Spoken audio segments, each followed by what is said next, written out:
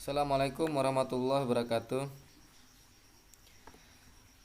Sahabat mahasiswa yang saya hormatin dan dimanapun Anda berada.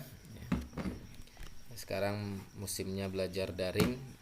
Saya buat eh, sebuah materi tentang bagaimana supaya judul diterima. Ya, ini sangat dibutuhkan oleh mahasiswa.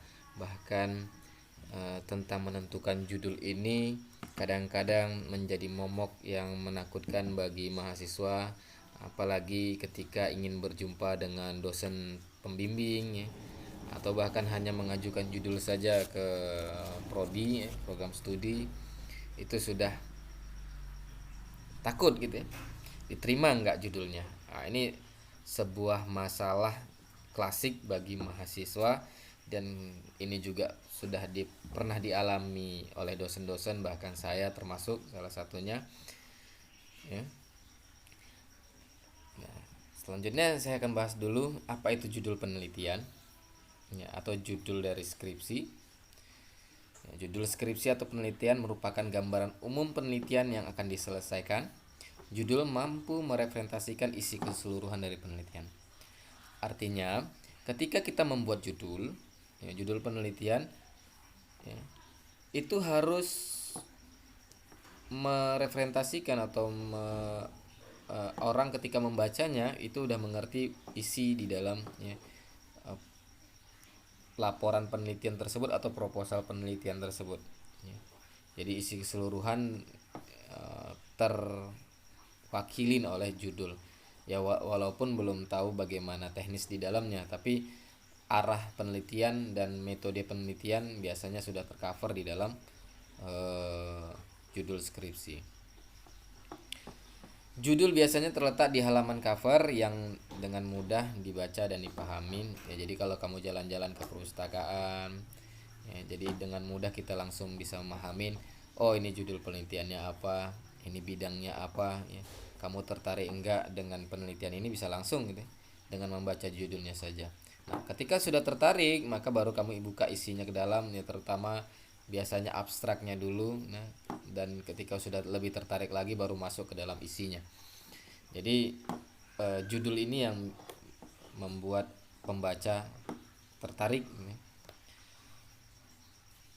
Judul yang sama tidak menggambarkan plagiat pada penelitian orang lain. Ya, kadang-kadang kamu ketakutan ini udah dibuat belum ya sama kawan-kawan gitu ya. Ketika mengajukan sama, ya, misalnya di prodi program studi, ya, sama-sama mengajukan judul. Ini kadang-kadang mahasiswa takut ya, biasanya tanya-tanya sama teman-temannya kalau memang satu program studi udah membawa ini, udah mengajukan ini belum gitu ya. Ya, sebenarnya itu tidak masalah, itu bukan plagiat selama kamu tidak menyiplak dari orang lain gitu ya. Ya, jadi pasti ada bedanya ya, apa yang kamu ajukan dengan orang lain ajukan ya. Misalnya kita mau ke jalan-jalan ke satu tempat gitu ya. Ya, kalau tidak ada janji bersama jalur yang dilaluin, maka itu masing-masing orang akan beda jalur, eh, lewat jalurnya gitu. Jadi cara mencapai dari penelitian itu atau cara mencapai judul yang diajukan itu beda dengan teman-teman lain. Ya, tapi disarankan ya ada pembeda bagi sebagai improvisasi dari penelitian sebelumnya. Jadi kamu udah baca punya orang gitu ya. Misalnya metode A untuk menyelesaikan masalah B misalnya. Kamu mau bahas yang sama, cuma kamu di dalam penelitian itu ada yang kurang gitu. Ada yang kurang. Jika itu diimplementasikan misalnya di tempat kamu, ya misalnya ini diimplementasikan di Jawa misalnya di Pulau Jawa. Kamu di Sumatera. Kamu mau implementasikannya itu penelitian itu di Sumatera. Ternyata nggak cocok di Sumatera. Kamu tambah sedikit parameter agar bisa cocok ke Sumatera. Itu dari sebuah penelitian ya. Jadi ada improvisasinya. Misalnya mengembangkan metode A ya, untuk menyelesaikan masalah B. Kalau tadi kan metode A dengan untuk masalah B. Hanya menambah dengan kalimat mengembangkan. Nah, itu udah termasuk lebih baik gitu. Ya, atau meningkatkan akurasi misalnya. Atau meningkatkan bla bla bla gitu. Ini udah masuk judul yang lebih baik daripada kamu hanya menggunakan judul yang sama dari penelitian sebelumnya. Menentukan judul dilaksanakan setelah latar belakang, rumusan masalah, dan tujuan penelitian. Wah, jadi judul itu letaknya di akhir ya. Kamu udah siap dulu nih bagian bab satunya gitu ya. Itu baru kamu tentukan judul. Nah, kebalik mahasiswa sekarang. Ya, ini kesalahan. Ya, mereka berlomba-lomba untuk mencari judul dulu gitu. Ini terbalik.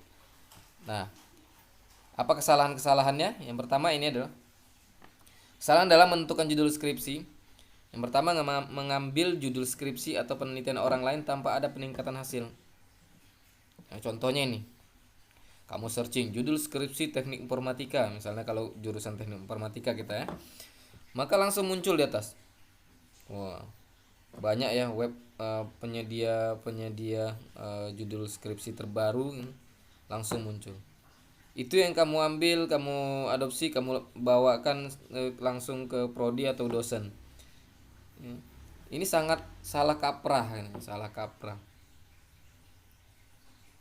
Ada lagi yang ya ini yang luar biasa mahasiswa sekarang, ya tidak itu swasta dan negeri, ya menyerahkan hasil penelitiannya atau skripsinya ke orang lain dengan metode membayar gitu ya. Jadi metode skripsi itu udah digunakan sama peneliti-peneliti sebelumnya atau mahasiswa-mahasiswa sebelumnya. Jadi kamu hanya mengganti cover, mengganti apa, dan mengganti hanya hitung-hitungan di dalamnya. Saya tahu sekali ya. Kalau lagi sedang membimbing tahu sekali mana yang dibuatkan, mana yang membuat sendiri. Ya. Banyak perbedaan-perbedaannya. Nah, selanjutnya menentukan judul tanpa mengetahui riset question dan riset objektif. Ya. Kamu datang ke dosen, ya, ke dosen pembimbing. Misalnya kalau skripsi, ya, kalau disertasi, ya, misalnya jumpa ke promotor gitu, membawa judul, kamu nggak tahu riset questionnya. Riset question itu yang memandu kamu membuat proposal dari bab 1 sampai bab 3 biasanya. Ya, dari situlah dijabarkan sehingga jadi seluruhnya dari rumusan masalah, dari ya, latar belakang rumusan masalah dan segala macamnya dari riset question ini. Nanti kita bahas apa itu riset question. Dan riset objektif, nah tujuan penelitiannya. Jadi judul ada, tapi nggak tahu apa maksud dari penelitian ini, apa maksud dari judul itu nggak paham mahasiswa. Ini kebanyakan mahasiswa ya. Ini sangat luar biasa sekali mahasiswa, apalagi yang di swasta gitu. Kalau di negeri agak lumayan ya, mereka udah memang udah lebih paham. Walaupun terkadang ya hanya mengutip penelitian yang sebelumnya tanpa ada peningkatan penelitian gitu ya. Peningkatan arti atau peningkatan manfaat. Kalau di bahasa Javanya novelty-nya gitu. Nah, sebenarnya alur yang benar itu adalah tentukan ide. Yang pertama itu tentukan ide di rumusan besarnya. Idenya kemana? Nanti dikerucutkan lagi sampai dia jadi judul gitu ya. Ide ini yang bagian terbesarnya. Nanti masuk dalam ide itu kamu pahami tentang pengetahuan di dalam ide itu nanti akan mengerucut lagi. Nah, sampai dia dapat dia ide terkecil dalam ide yang besar ini atau objek penelitian yang dapat ya. Ada objek terakhir, dapat objek penelitiannya. Maka tentukan artikel acuan dalam penelitian atau skripsi. Jadi kalau di S1 cukuplah satu artikel saja jadi acuan. Kamu lebih baik daripada artikel sebelumnya, itu udah lebih baik ya, lebih bagus. Tapi acuannya yang terbaru pula ya. Kalau misalnya di 2022 ini carilah yang ada di 2022 ya. Kalau nggak ada di 2022 mundur ke 2021 ya, mundur selanjutnya berikut begitu. Tapi utamakan yang terbaru ya, satu saja. Itu kalau di S1. Kalau di S2 ya lebih banyak lagi ya. Semakin banyak semakin bagus. Begitu juga S3 ya. Saya kalau membuat proposal S3 waktu kemarin itu sampai 150 referensi. Tapi tetap acuannya itu paling 5 artikel saja sebagai acuan, sebagai pembanding punya kita lebih baik daripada artikel-artikel sebelumnya. Yang lainnya sebagai referensi, kutipan-kutipan dan metode-metode yang digunakan, pendukung metode-metode yang kita gunakan itu. Tapi untuk artikel acuannya hanya 5 saya gunakan kemarin. Nah, tapi kalau dia satu cukup satu saja. Selanjutnya tentukan research questionnya. Ya, siapa yang berperan di situ? Ya, siapa yang berperan di penelitian itu, siapa yang mendukung dan siapanya lah gitu ya. What apa? Ya, apa yang kamu lakukan ya? Apa masalahnya? Dan selanjutnya yang berkaitan dengan apa-apa ini. Selanjutnya why? Kenapa dibuat? Ya, kenapa menggunakan metode tersebut? Kenapa ya segala macamnya ya. Sehingga ditemukan nanti kamu membuat yang lebih baik dari sebelumnya gitu. When, kapan dan di mana. Makanya ini memandu sekali sampai dia ke bab 3. Latar belakang, rumusan masalah, tujuan dan manfaat. Jadi udah dibuat semua. Jadi ketika udah membuat research questionnya, ini kadang-kadang di Indonesia karena tidak kalau saya research question ini sebagai panduan aja untuk membuat latar belakang, rumusan masalah, tujuan dan manfaat, dan sampai ke bab 3 di sini when where ini sampai di bab 3-nya. Nah, tapi kalau di Indonesia itu tidak dijelaskan di research question itu biasanya orang ada mengartikan research question itu adalah rumusan masalah. Ya, tapi kalau saya pribadi research question itu ya sebuah pertanyaan yang memang nantinya hasilnya adalah rumusan masalah gitu. Nah, seketika udah dapat semua ini, maka baru dia tentukan judulnya. Judul itu yang terakhir. Nah, judul yang terakhir. Nah, ini langkah-langkahnya ya. Topiknya penelitian itu sangat besarnya. Misalnya kalau kamu di PC komputer misalnya, bagaimana mengenalin objek di dalam sebuah gambar gitu. Misalnya mengenali wajah siapa di dalam gambar tersebut. Nah, masuk lagi working knowledge ya. Pengetahuan kerjanya tentang itu apa saja yang mendukung gitu. Nah, working question ya. Jadi pertanyaan kerja apa yang harus dilakukan dan segala macamnya. Ya, sampai dia research question, sampai dia jadi hipotesis ya. Hipotesis itu yang mendukung penelitian kamu, kenapa kamu membuat kan hipotesanya ya. Misalnya ada masalah A dan B gitu ya. Maka melahirkan satu kesimpulan C gitu. Ini hipotesa udah dijelaskan lah di matematis ya, di bagaimana menyimpulkan masalah ya. Tapi nanti kalau ada waktu ini karena harus singkat ya, kalau dijelaskan terlalu lama nanti tidak dilihat videonya gitu ya. Oke, selanjutnya ini saya mau perlihatkan ya, bagaimana saya menentukan judul ya. Saya membuat judul ini belakangan ya. Deep learning untuk mengklasifikasi ruang parkir pada sistem parkir cerdas. Ini belakangan. Saya buat dulu yang pertama research questionnya dulu.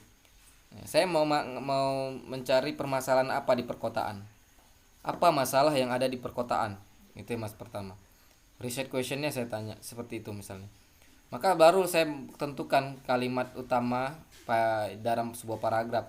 Maka membahas tentang penyebab penataan ruang, waktu dan segala macamnya.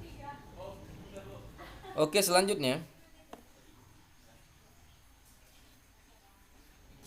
ini apa yang di warna kuning ini kalimat utamanya, yang selainnya itu mendukung saja. Ini kalimat utama dalam ini adalah di dalam perkotaan itu ternyata ada penyebab lagi yang utama, misalnya kendaraan ini mengakibatkan polusi udara, kebisingan, kekurangan lahan parkir dan sebagainya macamnya. Jadi di paragraf ini research questionnya itu apa yang menyebabkan masalah di perkotaan ya, menyebabkannya. Jadi ini salah satunya adalah ini ya, saya saya fokus kemari jadinya. Nah, di paragraf berikutnya saya sampai ke salah satu yang menangani masalah tersebut adalah yang tentang pertumbuhan kendaraan tadi, ya, karena dia sulit mencari lahan parkir, maka sistem parkir cerdas menjadi solusi. Ya.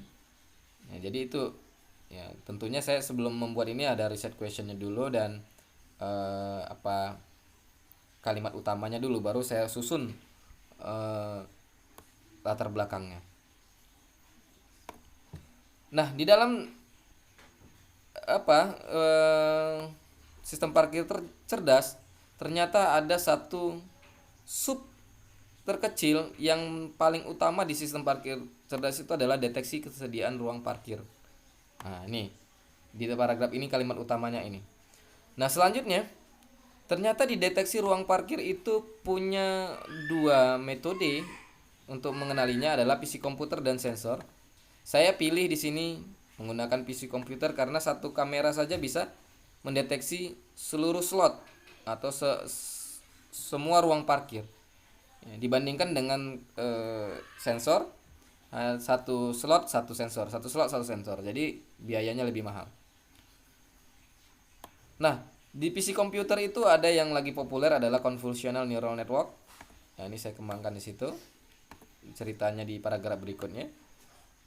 Selanjutnya ini cerita tentang CNN yang sudah dibahas, yang membahas tentang parkir.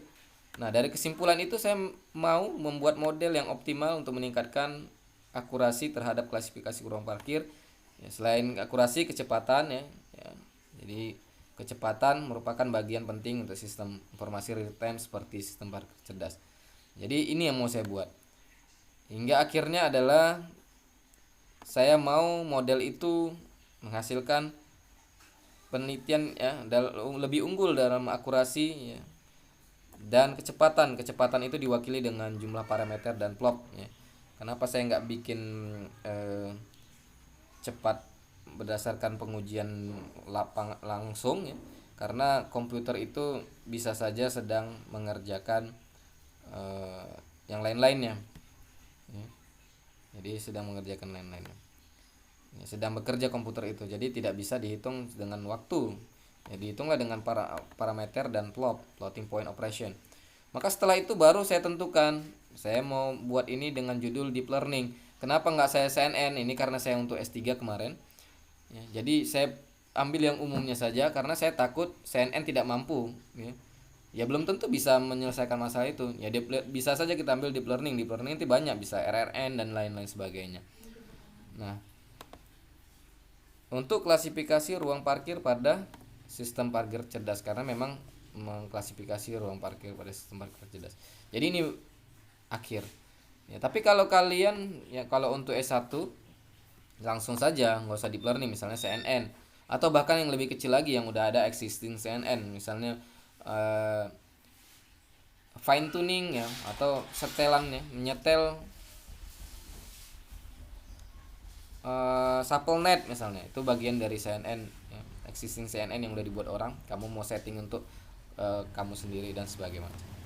Nah, ini contoh buat judul yang terakhir. Jadi saya nampak tadi reset questionnya, ya, digunakan untuk menyusun kerangkanya pertanyaan-pertanyaan, ya, untuk menyusun ini, dan baru saya buat kalimat utamanya, baru saya buat paragraf masing-masing di tiap kalimat utama. Jadilah latar belakang yang tersusun dengan rapi, ya, dari masalah yang utama besar, ya, masuk ke masalah yang lebih kecil lagi, dirinci lagi sampai dia hanya bagian sistem parkir cerdas, dan di sistem parkir cerdas hanya bagian kecilnya saja, ya, deteksi ketersediaan ruang parkirnya saja, hingga penyelesaian masalahnya dengan menggunakan PC komputer, dan di PC komputer itu menggunakan convolutional neural network, dan yang mau didapatkan adalah model yang lebih baik daripada yang sebelumnya.